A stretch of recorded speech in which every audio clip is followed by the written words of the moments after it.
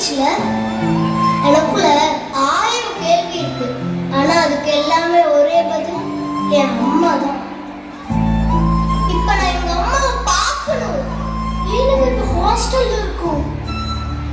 மட்டும் பார்த்துருவேனா? ஏன் இங்க பாரு, உனக்கு உன் அம்மாவை பார்க்கணும்னு தான் ஆசை. ஆனா எனக்கு என் அம்மா என் அப்பாவோட ஒரு நாளாச்சும் சண்டை கட்டாம சிரிச்சு பார்க்கணும்னு ஆசை. நாங்கெல்லாம் சிரிச்சுட்டு இருக்கோம் தான் நினைக்கிறேன். எங்களுக்குள்ள வந்து பாரு, அப்ப தெரியும் எங்களோட வழி என்ன.